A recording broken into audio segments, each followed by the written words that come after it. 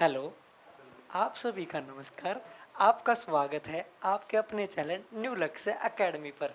पवन भाई के साथ नवीन भाई लेके हैं अगली दूसरी वीडियो भाई भाई सीरीज की। सीरीज का नाम हमेशा की तरह भाई भाई सीरीज। क्या नाम है?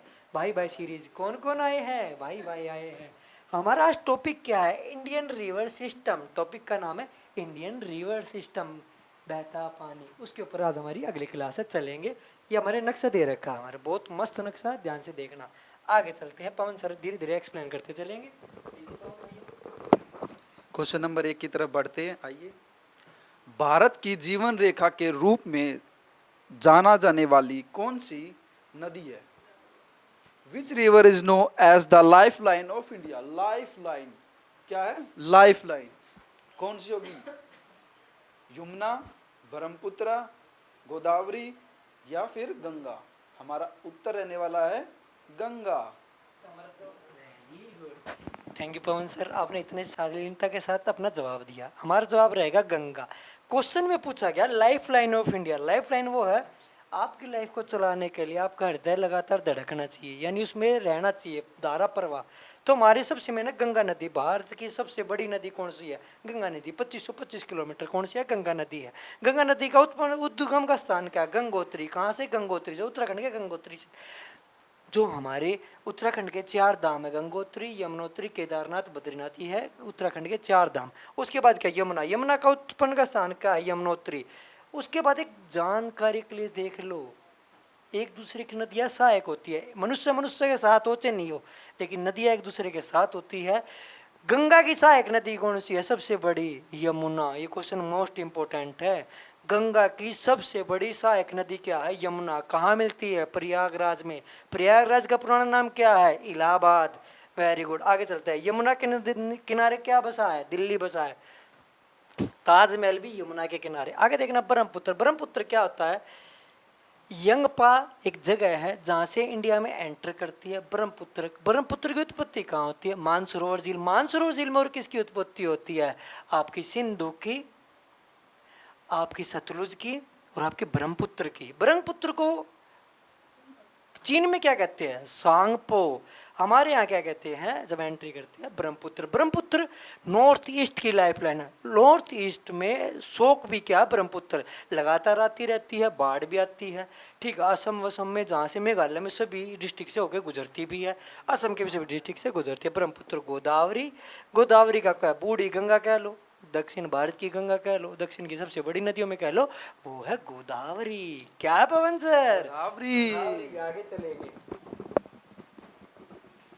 आइए अगले क्वेश्चन की तरफ देखते हैं। गंगा नदी की उत्पत्ति का स्थान किस भारतीय राज्य में स्थित है? हाँ बिल्कुल ठीक है, नवीन सर ने अभी आपको एक्सप्लेन किया है, उत्तराखंड।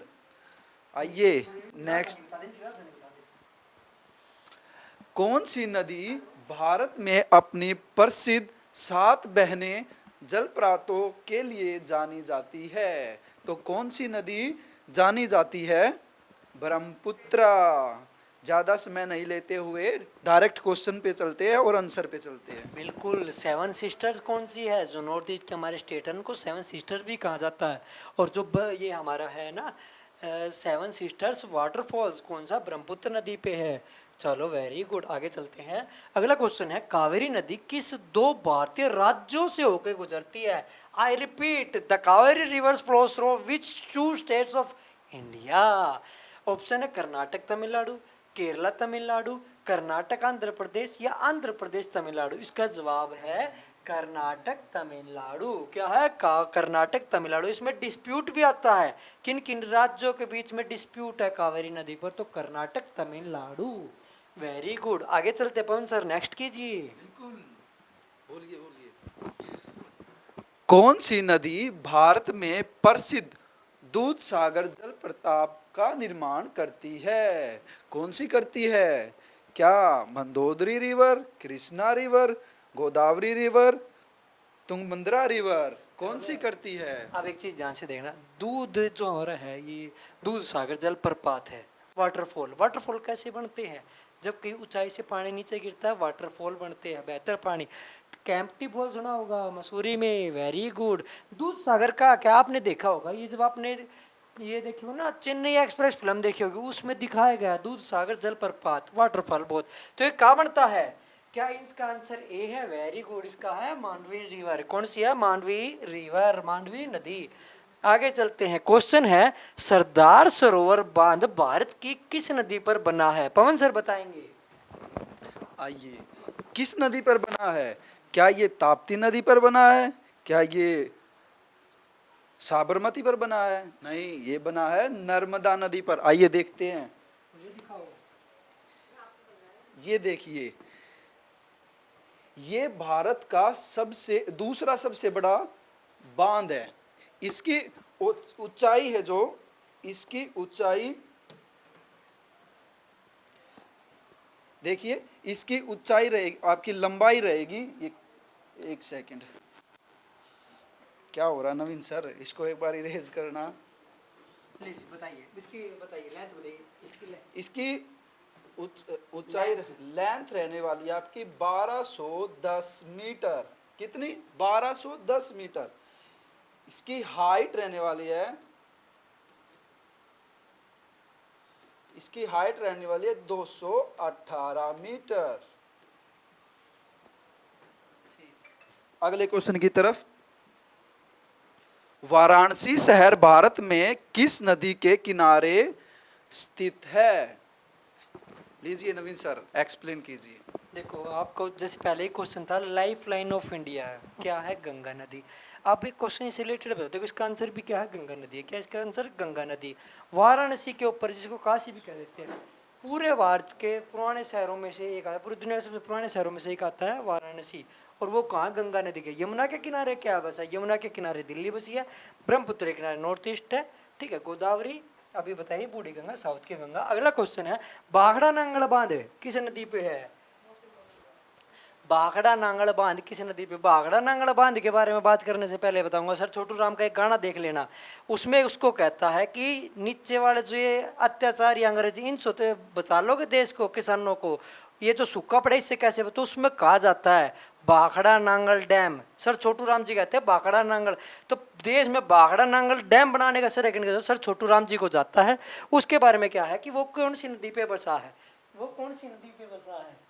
इसका जवाब क्या सतलुज है, क्या ब्यास है, क्या रावी है, चिनाब है। इसका आंसर है सतलुज। कौन से सतलुज। एक क्वेश्चन और आता है, यही ध्यान से देखना, पंजाब में जो 5 नदियां हैं, देखो बाघड़ा नांगल, पवन सर ने बहुत मस्त नोट्स बना रखे हैं, बाघड़ा नांगल बांध एक आता है, जो हमारी जो पंजाब की 5 नदियां हैं, उसे अगर नॉर्थ से साउथ की तरफ मैं लगाऊंगा सीक्वेंस में, तो कौन सी नदियां हैं पंजाब की, आइए देखते हैं। झेलम, चेनाब, रावी, व्यास, सतलुज, ये सीक्वेंस है, नॉर्थ से साउथ की तरफ सीक्वेंस है पंजाब की 5 नदियों का। यूपी पीछे में आया झेलम, चेनाब, रावी, व्यास, सतलुज, और ये कौन सी नदी पे है, सतलुज नदी, बाघड़ा नांगल बांध। Very good. इससे एक मिनट, इसकी हाइट रहने वाली है, इसकी हाइट रहने वाली है 225 मीटर, और इसकी लेंथ रहने वाली है आपकी, नवीन सर आपने वो बात तो सुनी होगी, जो इसकी जो ये लंबाई है, ये लंबाई आपकी रहने वाली है, माइक नजदीक, अच्छा ऐसे, ओके ओके, आपकी इसकी लेंथ रहने वाली है 518 मीटर। ये भी इंक्लूड करना। ये कहां पर है, ये पंजाब के होशियारपुर में स्थित है। आइए अगला देखते हैं। इंडस नदी भारत में कौन से राज्य में प्रवेश करती है, कौन से राज्य में प्रवेश करती है, क्या जम्मू कश्मीर में, क्या पंजाब में, क्या राजस्थान में, या गुजरात में। अभी थोड़ी देर पहले मैंने आपको बताया था मानसरोवर झील से 3 नदियाँ निकलती है, आपकी सतलुज, आपकी सिंधु और आपकी ब्रह्मपुत्र। देखो अब इसमें क्वेश्चन पूछा गया जो इंडस वैली जो है, ये देखो हमारी पुरानी सभ्यता का नाम भी इंडस वैली सिविलाइजेशन है, ये हमारे जम्मू कश्मीर के में है। पहली बात तो जम्मू कश्मीर, अगर जम्मू कश्मीर ऑप्शन में नहीं हो, अगर लद्दाख ऑप्शन में हो, तो इसका जवाब लद्दाख, क्योंकि पहले जम्मू कश्मीर पूरा एक था और अब उसका अलग अलग टुकड़े हो गए, तो लद्दाख में है। अगर लद्दाख इसका ऑप्शन है ना, तो लद्दाख इसका आंसर है। इंडस, इंडस का नाम ये आगे जाके इंडुमनारू से बन गया इंडिया। इंडिया का नाम इंडिया कैसे बना, सिंधु नदी से। अगला क्वेश्चन है ताप्ती नदी किन दो भारतीय राज्यों से होकर गुजरती है? The Tapti river flows through which two Indian states? क्या वो महाराष्ट्र गुजरात है, क्या वो एमपी या महाराष्ट्र है, क्या गुजरात राजस्थान है, या उत्तर प्रदेश और मध्य प्रदेश है? तो इसका आंसर है महाराष्ट्र और गुजरात। एक क्वेश्चन और आता है, एस्चुरी और डेल्टा। डेल्टा वे नदी है जो बंगाल की तरफ जा रही है, जो आराम से पानी फैलाती जाती है, और एस्चुरी वो बनाते हैं जो तुरंत पानी अंदर गिर देते हैं, क्योंकि हमारा पश्चिमी घाट है वो पहाड़ी इलाका है, वहाँ से नदी जाते ही तुरंत पानी अंदर की तरफ गिरती है और वो एस्चुरी बनाते हैं। पश्चिम की तरफ बहने वाली बहुत कम नदियाँ, उनमें से एक है ताप्ती, दूसरी है नर्मदा। नर्मदा और ताप्ती क्या है? एस्चुरी बनाती है। ये क्वेश्चन आता है, और ये कहाँ है? महाराष्ट्र और गुजरात। आगे चलते हैं, अगला क्वेश्चन है ताप्ती नदी किस भारतीय राज्य में बहती है? अभी बताया है भारतीय किस राज्य में लास्ट में बहती है, तो महाराष्ट्र में है, इसमें अभी बताया दिया। Very good. आगे चलते हैं, नेक्स्ट क्वेश्चन है ब्रह्मपुत्र नदी को सांगपो के नाम से किस देश में जाना जाता है? पवन सर ने एक कंसेप्ट को एक्सप्लेन करने के लिए तो ये अच्छे अच्छे क्वेश्चन दिए हैं, आपको ईजी लग रहा होगा क्योंकि ये एक्सप्लेन हो जाए, आपके दिमाग में सेट हो जाए। क्लास नहीं, इंडक्टिव मेथड नहीं, डिडक्टिव मेथड, इसलिए क्वेश्चन दिया गया है। ब्रह्मपुत्र नदी को सांगपो नदी किस देश में जाना जाता है? चाइना, भूटान, नेपाल, बांग्लादेश। लास्ट में बांग्लादेश में जाती है, लेकिन चलती है चाइना से। कहाँ से चलती है? वहाँ से है मानसरोवर झील से। कहाँ से? मानसरोवर झील से। इसका जवाब है चाइना। क्या नाम है? चाइना। आगे देखते हैं, अगला क्वेश्चन है कौन सी नदी भारत में प्रसिद्ध सुंदरबन डेल्टा, ये वंश गलत लिख दिया, सुंदरबन डेल्टा का निर्माण करती है? क्या वो गंगा है, क्या वो गोदावरी है, क्या वो महानदी है, और क्या वो यमुना है? वो गंगा और ब्रह्मपुत्र की जोड़ से बनी हुई नदी है। गंगा के रूप में उसको जान लिया जाता है, और वो सुंदरवन के डेल्टा का निर्माण करती है। ये पंछीपाद का डेल्टा है, यानी पक्षी के पैर के जैसा डेल्टा है। और यहाँ पे क्या मिलता है? बंगाल टाइगर। क्वेश्चन कई बार आता है, बंगाल टाइगर कहाँ मिलता है? सुंदरवन के डेल्टा में। कहाँ मिलता है? सुंदरवन के डेल्टा में। तो इसका जवाब होगा गंगा। क्या जवाब होगा? गंगा। अगला क्वेश्चन है the Mahanadi river flows through which two Indian states? Mahanadi किन दो भारतीय राज्यों से होकर बहती है? भाई बताओ, पवन सर बताएंगे। लीजिए पवन सर। क्या आपका उत्तर क्या रहने वाला है? क्या उड़ीसा, छत्तीसगढ़, उत्तर प्रदेश या बिहार, महाराष्ट्र या तेलंगाना, राजस्थान या गुजरात? तो आपका सही उत्तर रहने वाला है ए, उड़ीसा और छत्तीसगढ़। कौन सी नदी दुख की नदी के रूप में जानी जाती है? कौन सी नदी दुख के रूप में जानी जाती है? इंडस, गंगा, ब्रह्मपुत्र या यमुना? लो सर, एक्सप्लेन कीजिए। अब एक छोटी सी देखिए, देखो वैसे तो जीवन दायिनी कहा जाता है नदियों को, ठीक है, लेकिन यहाँ पे क्वेश्चन में क्या है कि दुख का, दुख, दुख मतलब गलत है। सोरो, रिवर ऑफ सोरो, विच river is known and river of सोरो। सोरो का मतलब दुख, यानी दुख क्या कारण है भाई? एक सामान्य चीज चल रही है लेकिन वो अति हो जाए, अति सर्वत्र बुरियात। अगर नदी में अति होगी तो बाढ़ पैदा कर देगी, और ऐसी नदी जिसमें बार बार अति हो रही है और बार बार बाढ़ पैदा कर रही है, तो वो उस इलाके के लिए सोरो का काम करती है। तीन भारतीय नदी आपको ऐसे याद रखने जो सोरो का काम करती है। पहली, अगर नॉर्थ ईस्ट का इलाका हो तो आपके लिए कौन सी है? ब्रह्मपुत्र। क्या है? ब्रह्मपुत्र। अगर बिहार का इलाका हो तो कोसी, ठीक है, और अगर वेस्ट बंगाल का हो तो दामोदर नदी। बंगाल का शोक है दामोदर नदी। तो इसका जवाब है ब्रह्मपुत्र। मैंने बताया ना, अगर नॉर्थ ईस्ट का इलाका है तो इसका जवाब है ब्रह्मपुत्र। आइए आगे चलते हैं। क्वेश्चन है the Hirakud dam is built on which river in India? Hirakud बांध भारत की किस नदी पे बना है? ऑप्शन ए तापी नदी, ऑप्शन बी कृष्णा नदी, ऑप्शन सी महानदी, या ऑप्शन डी गोदावरी? आइए पवन सर समझाएंगे। देखिए, हीराकुंड बांध मैं आपको दिखाता हूँ। हीराकुंड बांध ये भारत का नहीं बल्कि संसार का सबसे बड़ा बांध है। क्या है? संसार का सबसे बड़ा बांध है। इसका जो ये यहाँ से लेकर और यहाँ तक का जो ये एरिया है, इसका डिस्टेंस है 4.8 किलोमीटर। कितना है? 4.8 किलोमीटर। और इसकी जो हाइट है वो रहने वाली है 200 फीट। कितनी? 200 फीट। ठीक है, ये सबसे बड़ा बांध है, और ये सिर्फ इसका ये एरिया है जहाँ से ये पानी नीचे गिरता है। लेकिन जो इसकी स्टार्टिंग देखे, जो स्टार्टिंग बेस है वो दिया गया है 25 किलोमीटर का। कितना? 25 किलोमीटर का। हाँ जी, अगले क्वेश्चन की तरफ आते हैं। आगे चलने से पहले एक छोटी सी बात और बताना चाहूँगा। ठीक है, इसमें जैसे बांध है, सर ने बांध की बात है, बांध के बारे में एक कथन आता है, वो किसने कहा? कथन इस प्रकार है, आधुनिक भारत के मंदिर इज इक्वल टू बांध, या बांध ही आधुनिक भारत के मंदिर है, किसने कहा? 1 सेकंड का टाइम। नहीं, इसका जवाब है जवाहरलाल नेहरू। जवाहरलाल नेहरू ने स्टार्टिंग में ही कह दिया था कि आधुनिक भारत के मंदिर है बांध। मंदिर कैसे हो सकते हैं बांध है? देखो भाई, जीवन अगर चलाना तो उसके लिए बहुत सारी क्रियाएं करनी पड़ती, उसमें जैसे बांध है, ये बांध का काम बस बिजली बनाना नहीं है, इसमें बहुत सारी क्रियाएं होती है, एक्टिविटी होती है। जैसे आप सिंपल समझ लो, अगर आपको मछली पालन ही करना है तो बांध ने पूरा एरिया आपको दे दिया, आप मछली पालन को, पूरा समुद्र है आपके पास। और आपको सिंचाई व्यवस्था देखनी है तो बांध ने आपको वो चीज़ है, सिंचाई व्यवस्था, यानी पानी की जुड़ी जो भी एक्टिविटी है वो सब करने के लिए एक जगह में लगी है, वो बांध। इसलिए आगे चलते हैं, पवन सर बताएंगे। देखिए एक बात और, इस बांध के द्वारा 7.5 करोड़ हेक्टेयर की सिंचाई की जाती है। इस बांध के द्वारा 7.5 करोड़ हेक्टेयर की सिंचाई भी की जाती है। आइए नेक्स्ट क्वेश्चन की तरफ। कौन सी नदी भारत और नेपाल के बीच सीमा बनाती है? कौन सी बनाती है? यमुना, बीस, कोसी, घाघरा। तो आपका सही उत्तर रहने वाला है कोसी। नेक्स्ट चलते हैं। पंबा नदी किस भारतीय राज्य में स्थित है? तमिलनाडु, केरला, कर्नाटका, आंध्र प्रदेश। नवीन सर।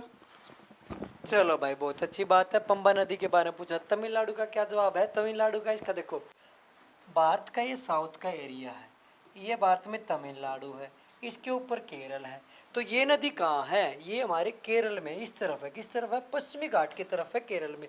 पूर्वी घाट की तरफ क्या? तमिलनाडु। सबसे साउथ को अपन कन्याकुमारी कहा? तमिलनाडु में। कर्नाटक, आंध्र प्रदेश ही हो गया। तो पंबा नदी का जवाब है केरल। वो कहाँ है? केरल में। आइए आगे देखते हैं। क्वेश्चन है, the river Tungabhadra is form by the confluence of which two river? Main बात है, तुंगभद्रा नदी किन दो नदियों से मिलके बने है? कई बार कहते हैं ना, देखो एक क्वेश्चन पूछा जाता, ABCD का 11वां अक्षर के है, तो कई बच्चे कहते थे जो आपका क्वेश्चन है वही मेरा जवाब है, तो इसके क्वेश्चन में ही जवाब है तुंगभद्रा बने, तुंग जमा भद्रा। आइए देखते हैं कहाँ है, ये रहा, तुंग जमा भद्रा इज इक्वल टू तुंगभद्रा। आइए पवन सर बताएंगे। अगली तरफ देखते हैं। लूनी नदी किस भारतीय राज्य से बहती है? लूनी नदी क्या? लूनी नदी क्या है? लूनी नदी क्या राजस्थान से, क्या गुजरात से, या हरियाणा से, या पंजाब से? देखिए रेत कैसा होता है? नून की तरह, और वो नून की तरह वो जो रेत होता है वो कहाँ मिलता है? राजस्थान में। कहाँ मिलता है? राजस्थान में। तो आपका आंसर रहने वाला है ए, राजस्थान। और इसी के साथ हमारे ऑफलाइन और ऑनलाइन बैचेस चलते रहते हैं। ठीक है, आप इस नंबर पर संपर्क कर सकते हैं 87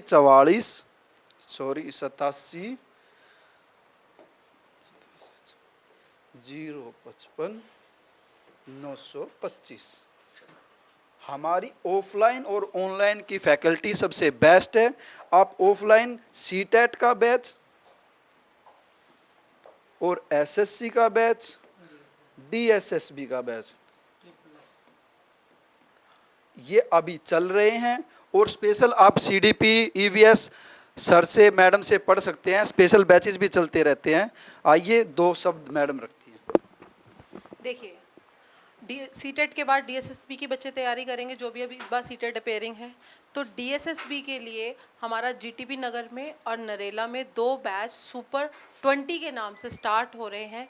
जिसको भी हमसे कांटेक्ट करना हो, ये नंबर दिया हुआ है न्यू लक्ष्य एकेडमी को, एक बार आप मैसेज भी कर देंगे, कमेंट भी कर देंगे, हमारी टीम रिप्लाई करेगी। इस नंबर पे कांटेक्ट करें हमसे और अपने जो जीवन का लक्ष्य है उसे जल्द से जल्द पाएँ। Thank you so much. इसी तरीके से न्यू लक्ष्य एकेडमी से जुड़े रहिए और हमें ज़्यादा से ज़्यादा हमारी वीडियो को शेयर कीजिए और हमारे चैनल को सब्सक्राइब कीजिए। मुखर्जी नगर में जो हमारी ऑफलाइन क्लास चल रही है वो चल रही है निरंकारी कॉलोनी। ठीक है, और हमारी ऑफलाइन क्लास नरेला में चल रही है न्यू लक्ष्य एकेडमी, लामपुर मोड़ पर। Thank you.